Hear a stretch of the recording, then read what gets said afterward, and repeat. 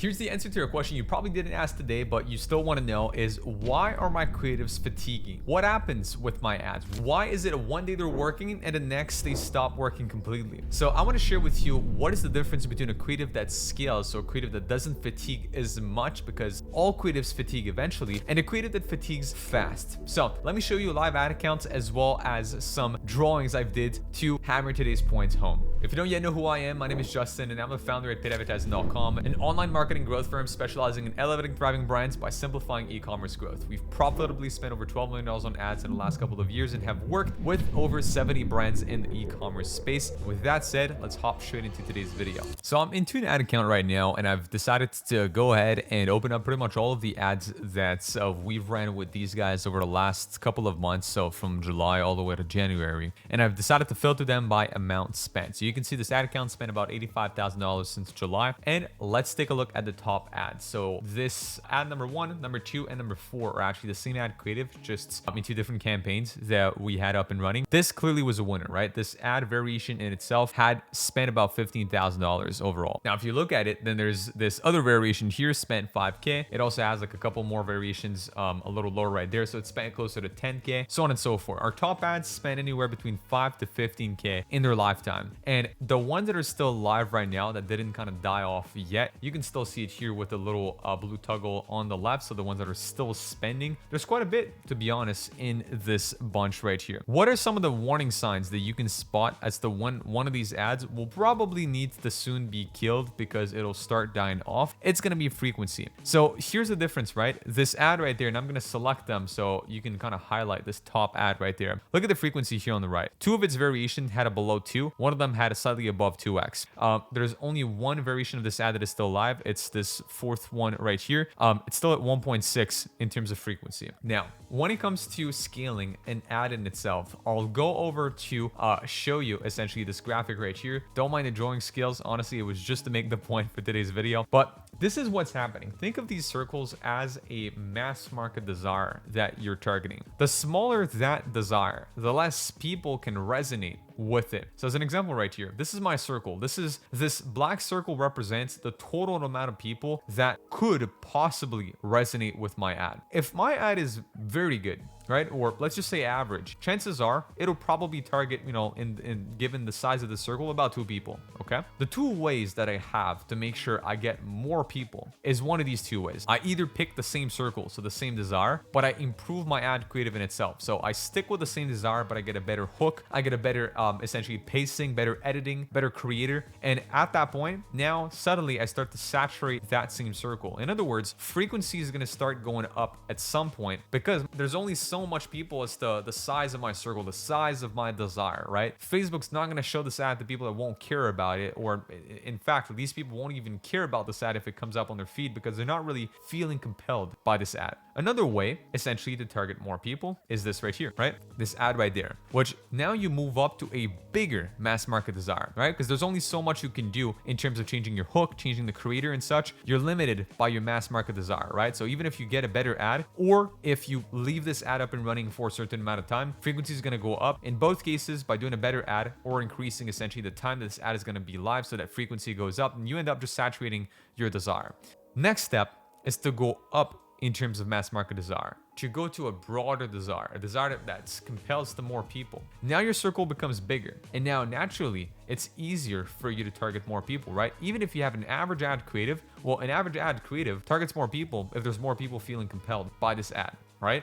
This is just natural. There's more reach. So therefore, there's going to be more people essentially that are going to interact with this ad. And then I didn't make this other circle, but I could, advocate for the case that if I duplicate that right there, and then I just start duplicating all of these little, circles right there, right? Like this to this to this, and then I could just keep making these circles kind of everywhere. That's if I start getting an even stronger ad creative in a bigger mass market desire, my ad performance naturally keeps on going up and up and up. So going back to this right here, the commonalities between the winning ads right here is that the frequency isn't that high, which means that the ad is probably targeting a broader mass market desire or appealing to a broader audience, which allows Facebook to keep on finding new and new and new audiences, which allows this ad to keeps on scaling because we keep spending more money. The ad keeps reaching new people. These new people keep feeling compelled to interact because it's a good ad creative, and it kind of starts this flywheel of conversion and bringing in new customers through that funnel. But then watch this. I can only assume that the top two variations of this ad, right? I had to kill them at some point. So in their lifetime, they perform great, but then they stop performing at some point. Why do you think that is? Look at CPM. CPM was $8 and $9 for these ads. This last variation that is live, CPM is actually almost at 12 bucks, 11.5 essentially right here. Chances are we're targeting people lower in the funnel now with this variation, which is why it's still performing. Maybe because some people saw this ad one time or so, right? 1.8 times, let's say on average, but then they keep seeing it on a retargeting basis right here, and that's why this ad keeps performing. But it's not performing for this kind of mass market desire anymore, meaning we've saturated essentially such an audience. And now what's probably happening is that, we went from this having like an average ad to now kind of having this, a saturated ad, right? Which frequency just keeps going up. So the truth is, every time you hit a ceiling in your scale, it just means you're not going broad enough. It doesn't mean that you necessarily can. Maybe you can't because of the way your market has been made or the way your product is being labeled, the way your offer is built, right? It's not just a creative problem. But here I'm speaking to advertisers, I'm speaking to marketers, I'm speaking to people wanting to learn more about what they can do with their ads. Well, what you can do with your ads is essentially work to make sure that your ad keeps a low CPM and low frequency. If you see any of these two starts to go up when scaling your ad, it means you're just saturating your market. It means the ad just can't scale, essentially. You have to change the ad creative. I'll put frequency with a grain of salt. CPM is going to be the one that you also really have to look into, because if CPM starts increasing, either Meta is penalizing you because there's less and less people interested, or you're actually moving into more of a retargeting / re-engagement bucket. But frequency, I'm going to put an asterisk. I've seen ads with like a 3-4x frequency that still perform great at scale. That one is a little bit more, I'd say it's hard to be objective with this one. It depends on the accounts, but I use it in context and in comparison to the CPM and ad spend put towards an account, okay, or towards an ad, I should say. Going back to this right here, I like to use this example of Times Square. It's always what I use to kind of tell clients or tell other marketers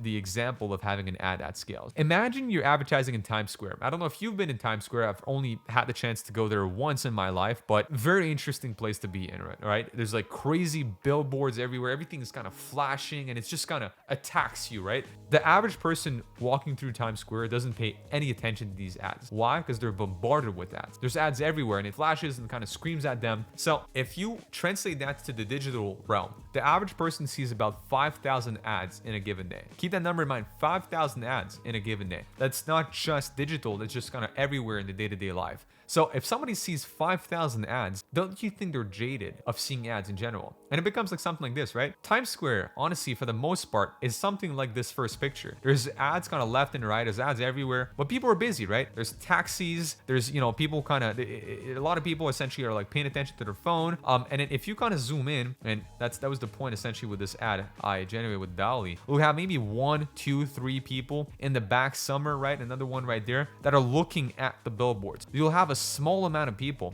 And this is what kind of happened with this first circle. You have a big audience if you advertise on Times Square, but it costs you a lot, right? CPMs are very high because everybody wants to advertise in front of Times Square. So you got a big audience, but it's hard to get everybody's attention because there's just so many ads, right? But what if you manage to crack the code to having a great ad creative? Well, this is what happens. You have the same big audience, you paid the same amount. CPM doesn't necessarily change, but you start having more and more people look at you because you have a better ad, okay? And then this is what ends up happening. When you have a compelling ad in Times Square, it kind of looks like this, right? There's different ways to get a compelling ad in Times Square. Way number one, you hijack Times Square as a whole. You advertise on every billboard at the same time. Very rare that a brand is able to get pretty much all the billboards at the same time, but if they are, probably going to cost them a lot of money. So CPM goes up if they're able to do that, right? Or the only way to get CPM to go down, which means to get essentially the ad at the same placement for less money. Same thing as digital, right? Same ad on a same Facebook feed for less money is to get a better ad. That's all there is right here. It's harder. It's harder because there's more people. The market's more saturated, but it's still doable. And going back right here, the most important part, right? If every one of these guys, think about them, right? The phone is there, they're talking, laughing, screaming, you hear honking in the background, you hear some guy that's playing some random music on the speaker, like it's noisy in Times Square. For an ad to catch your attention, it has to stand out. Typically, it has to do so quick. You have a very short attention span when you're in Times Square because your brain is being stimulated left and right? Again, the honking, the screaming, the noise, the child running, the taxi, your brain is just firing in all the directions. So for an ad to hook you, it has to have a strong start. Same thing digitally. Your brain is fried. Your attention span, and that's why I always use Times Square as an example. Your attention span is similar to somebody who, even if they had no phone, but we go back, let's say 20, 5 years ago, right? Their attention span was still fried in front of Times Square. So I compare digital advertising to trying to advertise on a billboard in Times Square because of the attention span that people have nowadays online. They're on TikTok. They're seeing these reels. Scroll, scroll, scroll, scroll, scroll. You have to stand out. I'm not going to teach you anything today by telling you the hook has to be good. What I'm hoping to teach you today is figure out the mass market desire. Keep going up and up in desire up until you reach the biggest market you can. The struggle though, the struggle where all the marketers essentially beat themselves, and sometimes even myself, I can't crack it. It happens in times where once you keep going up, at some point you go so broad that you target everyone and no one. It becomes hard to have a compelling ad without really, appealing to somebody directly. If I say like, hey, female between the ages of 18 and 45 that's wear like a brown leather jacket, it's like, dude, you'll probably like the people concerned, in Times Square are gonna be like, holy shit, that's me. Like that actually is me personally. But then how many people realistically fit that criteria, right? Not that many. So you go up with the mass market desire, right? You start attracting, let's say, to anybody who is taking a taxi on a day-to-day basis. Okay, there's a little bit more people right here that are gonna pay attention to your ad. But then yet again, now you start going too broad at a point because it's like, okay, well, everybody in New York takes a taxi, so why should I care, right? It becomes about, it's really the art of balancing the broadness of your desire, but having it be compelling enough or strong enough essentially as an angle to hook the right people in. And that's where trend comes in. That's where humor comes in. That's where the basic core human desires of like sex, of love, etc. starts coming into play to weave them into your advertising angle and then hopefully stand out essentially above all of these other people. And I'm going to show you this ad, right? This ad right here, essentially, you can see it only spent $170. It's still live right now. It's not getting more spent by Facebook. Why? Because look, it spent $170. Frequency is 2.78. CPM is $12. So it just keeps getting shown to the same people and over again. So Facebook's like, well, you know what? Like this ad is not really compelling enough to scale.